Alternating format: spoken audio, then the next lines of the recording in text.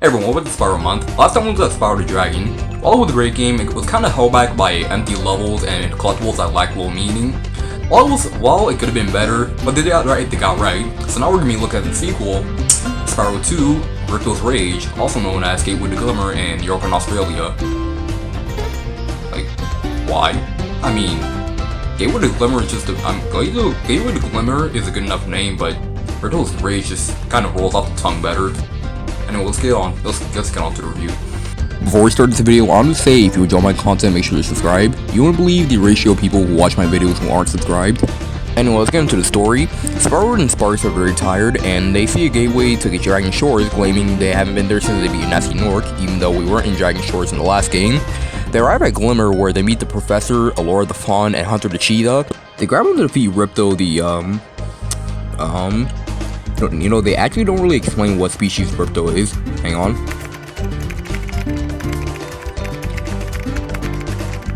Oh, Ripto. Okay, that name makes a lot more sense.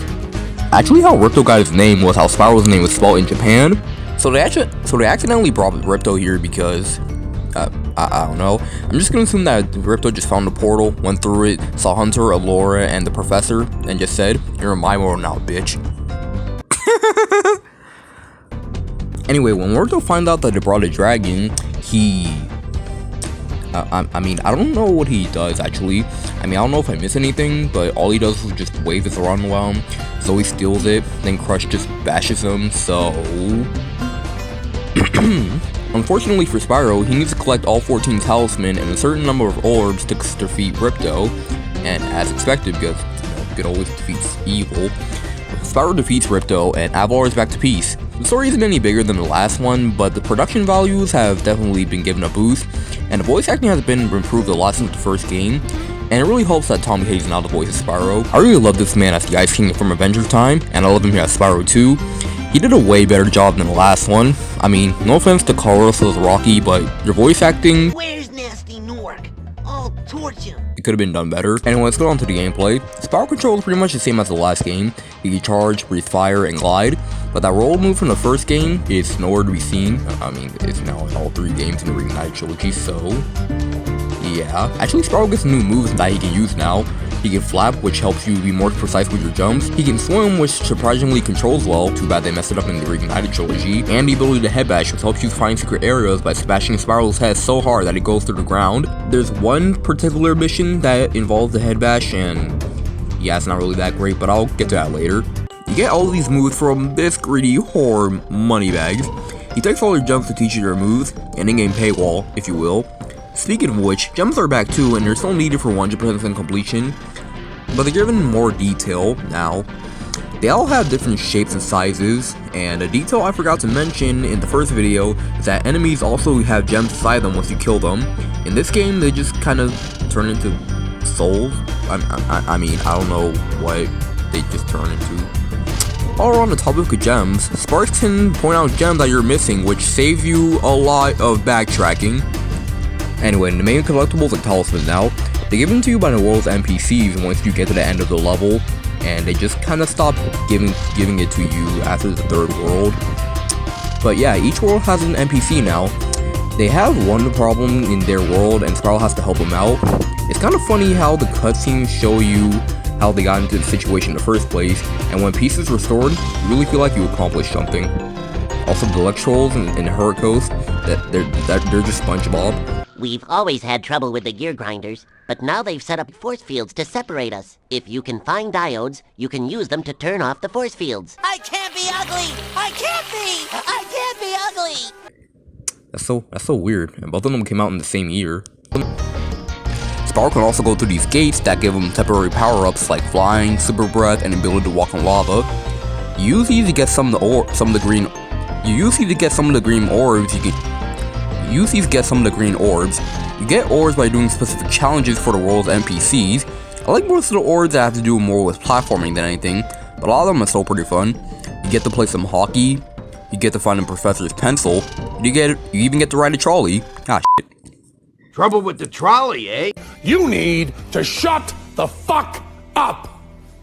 And then there's the goddamn alchemist mission. Somehow Hunter got his foot stuck in cement, so now I gotta escort a dumbass scientist so he doesn't die, and almost fakes out going left. And plus, the room was right next to him, so he could've gone left, but no, he decided to take the other way. And the cherry on top of this bullshit sundae is that Hunter has a mission that you can do with the move you probably don't have at the moment. So when you first play that mission, you have to, when you get to the one you get the head bash, you have to play the same mission to do the mission with Hunter. It's also worth noting the reason I chose I ran into this glitch.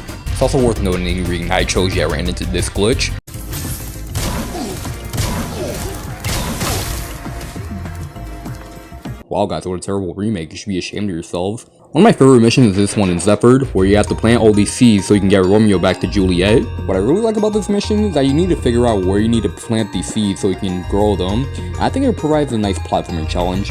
Let's talk about these stone guys in Fractured Hills. I love how in the Reignited trilogy, where you charge them into the lava, these jackasses just start throat tripping you. They look so sad when they fall into the lava. I almost just feel bad for killing them. Almost. This game's kind of structured like this. You're placed in one world, find all the gems, complete some tasks of that world's NPCs, and get to the end of the level with a talisman. Personally, how these levels are structured, I think this is better designed than the first game. While the first game's worlds were already pretty organic and vibrant, but with the more colorful cast of characters, I think this makes for a more memorable experience. I forget how the Glimmer, you enter the first hub world, Summer Forest, and that's really pretty. There's so much more things to do, and it's just way more expansive. I mean, the first game's levels were pretty good, there are a handful of things you do, but unlike the first game where you complete all the levels in a couple of minutes, there's some gems and orbs you can't get until you get some of the moves for money bags. These homeworlds kind of have a season setting to them. Summer Forest, Autumn Plains, and Winter Tundra. I kind of find it really weird that there's no love for a Spring's homeworld. Like, why? That's where my birth month is, man. Actually, there's a lot of rumors going around saying that there was a fourth homeworld in the works, but was scrapped from the final game. But when Insomniac was asked about this on a Twitch stream, they said that a fourth homeworld was never really planned, so rip Spring Savannah. Actually, there's a fan game in the works called Spyro 2 Spring Savannah. I don't know if it's done, but it looks pretty good. I think I should check it out on Spyro Must someday. Alright, sorry, I'm getting off track. I think my favorite homeworld is the Winter Tundra. I think this world has the best level of elasticity and just looks really pretty, especially in the Reignited trilogy. It has really nice secrets to discover. Actually, all the homeworlds also have ores to find, and a lot of them feel really good to find though. Like in Autumn Plains, when you go inside the castle, you find a secret area on this wall over here that I found by complete accident in the Reignited trilogy.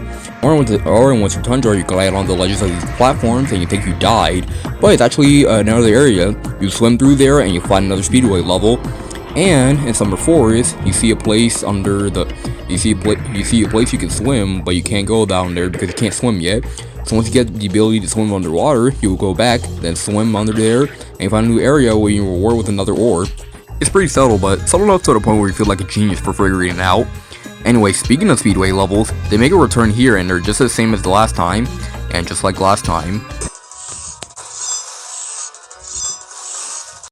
I still suck at them. Spawn's controls are the same while free flying, so yeah, the same complaints I had from the first game apply here too. But there are also orbs here too.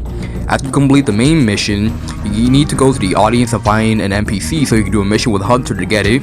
And yeah, these missions are pretty fun, so I guess this makes them better than the first one, so there. This game also introduces skill points, and kind of like Xbox achievements and PlayStation trophies before those were a thing. You get these by doing things like beating the boss without getting hit, beating the speedway in a certain amount of time. You even get one by hitting Ripto in the Crush boss fight. Once you collect all of them, you just get to see what the characters have been up to after the game ends. You get concept art for enemies who didn't make the final game, but yeah, it's not really a great reward. Now the bosses are 10 times better than they were in the last game. Instead of just doing a loop set of attacks and just running away, they stand their ground and fight you. Although I do have to say that Crush had a huge difficulty spike in the Reignited trilogy. At first the projectiles just know where you're about to be, and he jumps where you're about to land. Screw Crash. Spyro is the Dark Souls of platformers. I didn't mean that. It was a joke. Please don't hurt me. Really, the highlight of the three bosses is Ripto himself, which is the best Spyro boss period. Out of the original PS1 trilogy, I think this is my favorite boss fight. It's just a step up from Nastanor from every sense of the word. Hunter helps you by dropping power ores in Ripto's arena so you can grab him, flame him, or charge into Ripto. But Ripto can grab them too, so you need to grab them first. After the arena breaks into pieces, Ripto gets on his flying bird and tries to attack us that way, while you're trying to flame him while you fly, and the music playing along with his final battle is just so epic.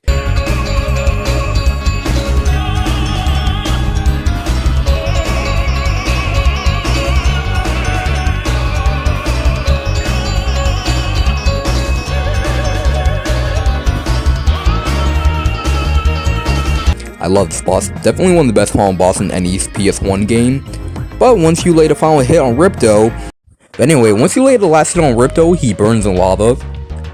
Wait, but doesn't he appear in Enter the Dragonfly? No, he doesn't. Just shut up.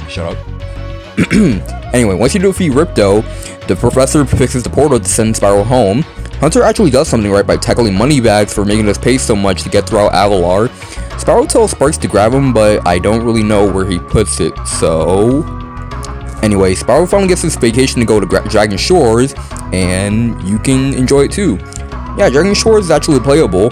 You can do a couple of challenges to earn coins, like a dunking mini game, a shooting gallery. There's the trolley game, but this time it doesn't. There's a trolley again, but this time it doesn't control like ass. There's also this tunnel of love thing, so yeah. Anyway, once you complete all the mini games, which shouldn't take you any more than 10 minutes, you get a cutscene viewer, which is alright. It's nice to see that, but if you have all 10,000 gems and 64 orbs, you get a permanent super breath power up, which you can infinitely just spam. Now, at first glance, this might just look disappointing for going through all that crap just for a permanent power up. Just go back to the title screen, look up a new save file, and I'm using the flame breath for the entire game. To be honest, I completely forgot about this until I streamed Spyro 2 Reignited last week, so yeah, it's pretty forgettable, but at least makes the boss fight with Gulp a lot less of a pain in the ass. Come on, man. And here's something really cool.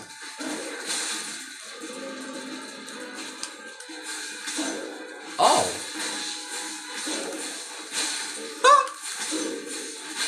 I could have done this entire time.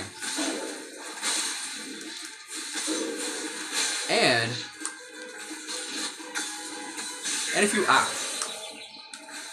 if you hit Ripto in the fight, you get skill points. There's also a cheat code you can use, which I forgot to mention in the first game too. You can use them to either make Spyro have a big head or make him fly. You even get all the moves you get from Moneybags from the start.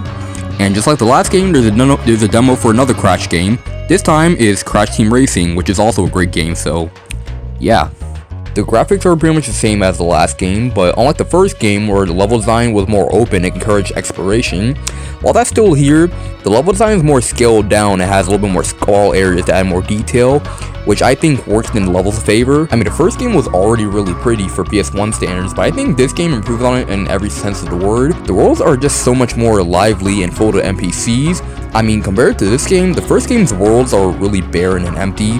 Really shows what you can do in the gap of 1 year. The soundtrack is just as amazing as last time. Stuart Copeland's return, and he's made it even better than the first game.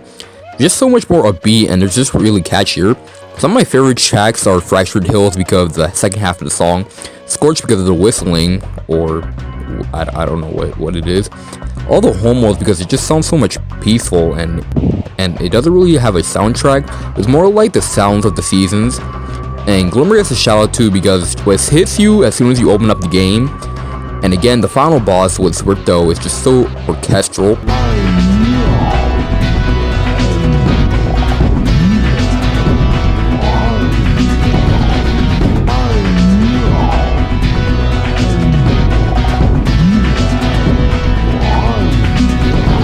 So yeah, the soundtrack, 20 out of 4, would recommend. Now, I know a lot of people don't really like Spyro 2's heavy reliance on minigames, but to be honest, I don't really mind them. I don't think they're hindrance the experience that much. I mean, I think they're pretty fun with the right mindset, and they offer a nice challenge. I mean, except for the Alchemist mission. I'm sorry to bring it up, but that mission's bad. But other than that, yeah, I enjoy myself here. And like I said, the voice acting has improved significantly. I mean, it's not Metal Gear Solid good, but it's better than the first game. I even like the weird acting in Zephyr. And I know I was bitching about how much the voice acting sucked in the first game, but at least here it's more purposely bad. Although the Reignited trilogy kind of fixes it, but like not really. They kind of go for a Ratchet and Clank PS4 approach for the voice acting. I mean, it's pretty good, but it's kind of like Toy for Bob just missed the point of those characters sounding odd. Romeo, Romeo, wherefore art thou, Romeo? Oh, there's Romeo. You can have this. I don't need it anymore. Romeo, Romeo, wherefore art thou, Romeo? Oh, there's Romeo. Anyway, Spyro 2 is a step up from the first game in almost every way. I say almost because A, no game is perfect, and B, there's some things I found this game very odd to say the least, but yeah, Spyro 2 is one of the best sequels I played. And when it comes to great memories that fans have with the series, this is the entry that they're thinking of. This game is kind of like Crash 2 as it improves on the mechanics of the first game and makes it better. Like I said in the last video, Spyro 1 is like one of those video games where it says the blueprints of what's to come from the series later, but the sequels just do a better job overall. And this game, along with many others, are a shining example of that. So we're in the second game and we're already hit with a huge leap in quality.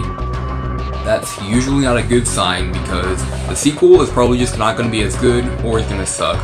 But who knows, because next time we're going to be looking at Spyro 3, Year of Dragon. So before I sign off, make sure to check my Twitter and Instagram for video and video updates, and make sure to join my Discord server. The community there is pretty okay. Only someone fucking hell shows up. Ugh.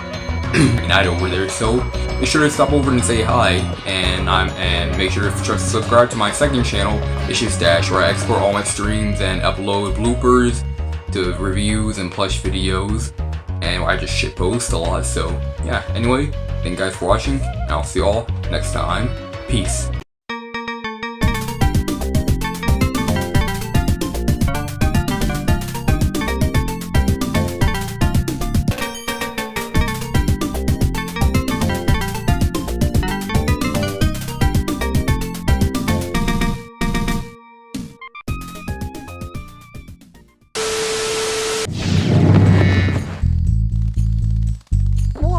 Rough landing. Hi, which way's the beach? Hey, stop staring. Haven't you guys ever seen a dragon before? You're a dragon? You got a problem with that pussy?